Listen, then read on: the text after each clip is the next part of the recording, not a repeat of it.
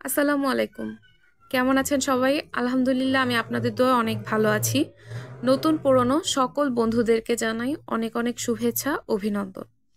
তো আজকে আমার রেসিপিতে থাকছে কাঁচকলা রান্না করব। সাথে কাঁচকলার ছোলা বা খোসা বলেন ভর্তা করব। খুবই মজাদার একটি ভর্তা করে দেখাবো আজকে এই কাঁচকলার ছোলা দিয়ে। আর কাঁচকলাগুলোকে আমি ভালোভাবে ছুলে নিয়েছি। এগুলো রান্না করব চিংড়ি মাছ এবং শুটকি দিয়ে। খোসাগুলো কিন্তু আমি আলাদা করে রেখেছি, এগুলো ভালোভাবে ধুয়ে পরিষ্কার করে নিব। আর কাঁচকলাগুলোকে এরকম ছোট ছোট সাইজ করে সরু করে কেটে নিচ্ছি। কাঁচকলা একটু ঝোলঝোল করে রান্না করে খেতে যদি পারেন তাহলে কিন্তু আপনার শরীরের জন্য খুবই ভালো, গায়ে রক্ত হয়। তো এই যে কাঁচকলাগুলো আমি এভাবে কেটে নিলাম। কাটার সময় কিন্তু একটু বিপাকেই পড়তে হয় কারণ প্রচুর কষ থাকে। আর আমি আজকে যে কলাগুলো রান্না করছি এগুলো একদম গাছের, আমাদের বাসার পাশেই একজন গাছ লাগিয়েছে, তার গাছ থেকে কিনে নিয়ে আসা হয়েছে। তো এগুলোকে ভালোভাবে এরকম পিস পিস করে কেটে নিয়ে নিচ্ছি। আজকে বেশ শুটকি দিয়ে চিংড়ি মাছ দিয়ে ঝাল ঝাল করে মাখা মাখা করে রান্না করব। তো কাঁচকলাগুলো কিন্তু পোক্ত হয়েছে, খুব সুন্দর দেখুন বিচি হয়েছে, তার মানে এগুলো রান্না করলে অনেক টেস্ট হবে। কাটা হয়ে গেল পর আমি একটা পাতিলে অল্প একটু পরিমাণে হলুদ আর লবণ দিয়ে তারপর এই কেটে রাখা কলাগুলোকে ভিজিয়ে রাখবো, এতে করে কোনো কালো হয়ে যাবে না কাটার পরে, বা কষগুলো ছেড়ে যাবে। কলা তো কাটা হয়ে গেল। আর আমি নিব একটা আলু, এই কলার সাথে দিয়ে দিব, যেহেতু কলার পরিমাণ একটু কম। তো আলুটাকে আমি এরকম ছুলে নিয়ে যেরকম কলাগুলো সাইজ করে কেটেছি সেই রকম করে আলুগুলো কেটে নিব। আর কি হয়েছে, আমার গাছ থেকে 5-6টা সিম পাড়া হয়েছিল। তো সিমগুলো রেখে দিলে বাসি হয়ে যাবে, এই সিমগুলো আমি আজকে এর মধ্যে দিয়ে দিব আলাদা করে। বেশ একটা পাঁচমিশালি তরকারি হয়ে যাবে। তো সিম আলু একসাথে কুটে রেখে আমি ভিজিয়ে রেখেছি। 2টা টমেটো কেটে নিব, মাছের পাশে যেরকম করে টমেটো দেওয়া হয় আজকে কাঁচকলার পাশেও আমি টমেটোর ব্যবহার করব। টমেটোগুলো কেটে নিব, কাটা হয়ে গেলে পর আবার পেঁয়াজ কাটবো। তো আমি এরকম করে টমেটোগুলোকে কেটে নিলাম। পেঁয়াজগুলো ছোলা ছাড়িয়ে তারপরে কুচি কুচি করে নিব। আজকে আর পেঁয়াজ বাটবো না, কুচি করেই ভর্তা করব আর কাঁচকলাটা রান্না করব। তো কথা বলতে বলতে আমার পেঁয়াজ কুচি করে নেওয়া হয়ে গেছে, সবগুলো তুলে নিব।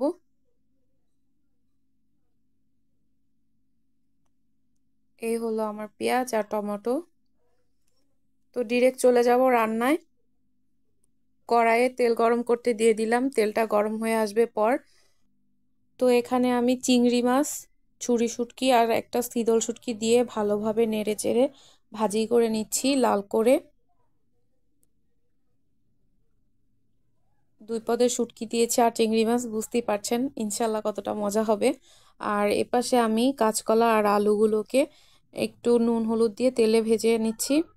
তো ছুরি শুটকি এগুলো ভাজা হয়ে গেলে পর দিয়ে দিয়েছি পেঁয়াজ কুচি, কাঁচামরিচ, রসুন বাটা, ধনিয়া আর টমেটো, হলুদ গুঁড়ো, মরিচ গুঁড়ো, এগুলো সব দিয়ে মশলাটা ভালোভাবে একটু ভাজি করে নিয়ে দিয়ে দিলাম পরিমাণ মতো লবণ। তো লবণ দেওয়া হয়ে গেলে পর আমি অল্প একটু ঝোল দিয়ে দিলাম কষানোর জন্য। তো কষানো তো হতে থাকবে, এরই সাথে আমি যে সিম কুটে রেখেছিলাম সিমগুলো দিয়ে দিলাম।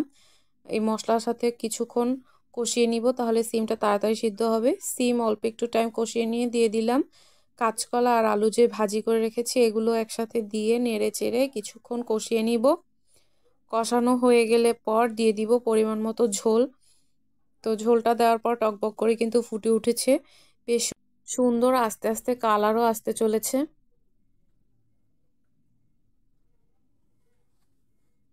তো এভাবে আমি কিছুক্ষণ রান্না করে নিব, তারপরে ঢাকা চাপা দিয়ে দিলাম, আস্তে আস্তে হতে থাক। কাঁচকলা আলু সিম একদম নরম হয়ে যাবে।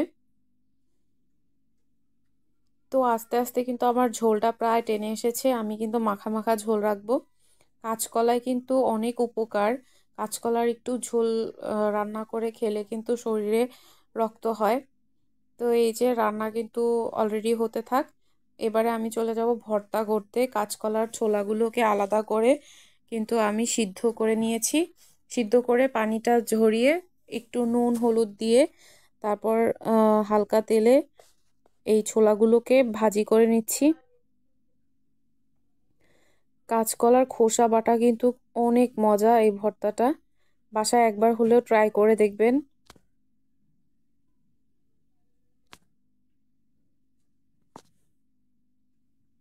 ভাজা হয়ে গেলে পর আমি বাদবাকি যেগুলো আছে এগুলো ভাজি করে নেব। শুটকি, চিংড়ি মাছ, চিংড়ি মাছও দিব ভর্তায় টেস্টটা একটু বেটার হওয়ার জন্য।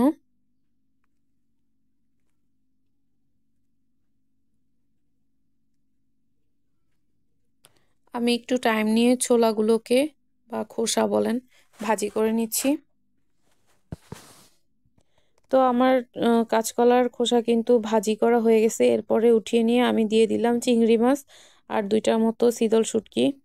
এগুলো একসাথে করে ভাজি করে নিব কিছুক্ষণ। শুটকিগুলো ভাজা হয়ে গেলে পর দিয়ে দিলাম অল্প একটু নারকেল কোড়ানো, পেঁয়াজ কুচি, কাঁচামরিচ, দুইটার মতো শুকনা মরিচ, তাহলে খুব সুন্দর কালারফুল হবে। কাঁচামরিচও দিয়েছি আর শুকনো মরিচও দিলাম দুইটা।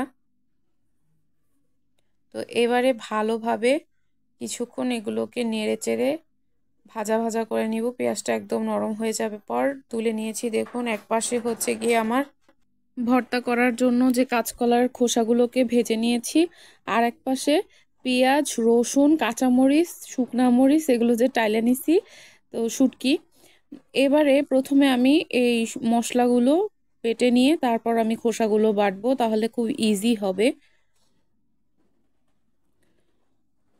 তো সারাদিন রোজা রেখে এই মাছ মাংস এগুলো দিয়ে ভাত খেতে মন চায় না।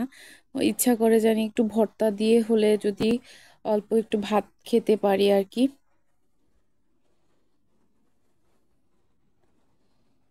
লাল মরিচ দিয়ে বাটা ভর্তা। তো এই দেখুন, কথা বলতে বলতে কিন্তু আমি অলরেডি ভর্তাটা বেটে ফেলেছি। এবারে তুলে নেওয়ার পালা।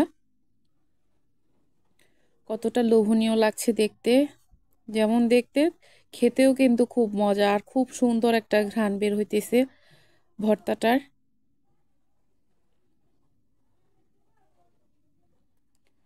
অনেকেই আমরা কি করি, ম্যাক্সিমাম টাইমে কাঁচকলা যে রান্না করি খোসাটা ফালিয়ে দিই। যদি কলার ছোলাটা টাটকা হয় তাহলে কিন্তু আপনারা এরকম ভর্তা বেটে খেতে পারেন।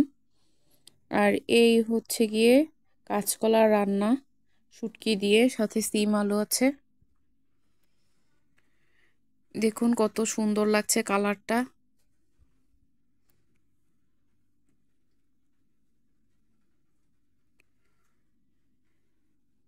তো এই তো আমার রান্না কিন্তু প্রায় কমপ্লিট তরকারি। এবারে আমি চলে যাব ইফতারি মেকিংয়ে। সব কিছু আগে রেডি করা আছে অফ ক্যামেরায়। তো আমি কড়াইয়ে তেল গরম করতে দিয়ে দিলাম। তেলটা গরম হয়ে আসবে পর আমি ভাজবো। এখানে আমি ডিমের এই চপ বানাবো। এর জন্য আমি আলু দিয়ে ডিম মানে পুর বানিয়ে দিয়েছি। ভিতরে চিংড়ি মাছ আছে, এগুলো বেসন দিয়ে চুবিয়ে ভাজবো। বেগুনি আর এই হচ্ছে আমার পেঁয়াজু বানানোর জন্য ডাল আমি ভালোভাবে মেখে রেখেছি। পেঁয়াজ বিভিন্ন বাঁধাকপি নিয়েছিলাম সবজিতে আর কি, ডালে। তো এই যে বেগুনি বানিয়ে নিচ্ছি, একদম ফুলকো ফুলকো বেগুনি। আর আমি একটু ব্রেড ক্রাঞ্চ দিয়ে ভালোভাবে কোডিং করে নিলাম ডিমের চপটাকে। আলুর চপ, চিংড়ি মাছেরটা না অনেক মজা হবে ইনশাল্লাহ। তো বেগুনি কিন্তু অলরেডি ভেজে তুলে নিয়েছি। এবারে আলুর চপ দিয়ে দিলাম অল্প অল্প করে। চেষ্টা করেছি একটু কম বেশি করে বানিয়ে নেওয়ার। এবারে আমি চিংড়ি মাছের গুলো ভেজে নিচ্ছি।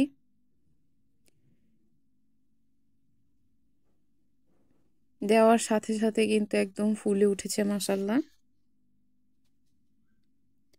তো অলরেডি বেসনে যা যা ভাজা এগুলো ভাজা শেষ। পেঁয়াজও ভেজে নিব এবারে।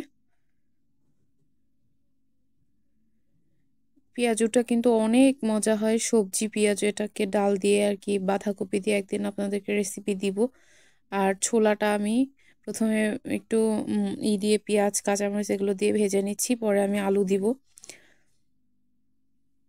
এবারে আমি এগের চপটা ভেজে নিচ্ছি। তো আস্তে আস্তে কিন্তু আমার সব কিছু ভাজা শেষ।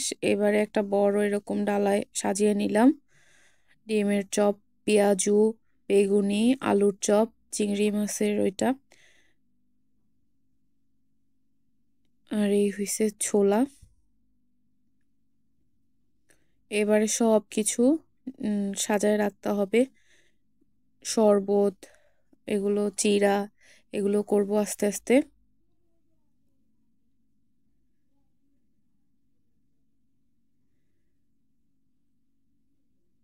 একদম কিন্তু ডালাটা ভরে গেছে ইফতারিতে। তবে ভাজা পোড়াটা একটু অ্যাভয়েড করে চলাই ভালো, বাট একদিন যদি না বানাই, না বানালেও ভাল লাগে না।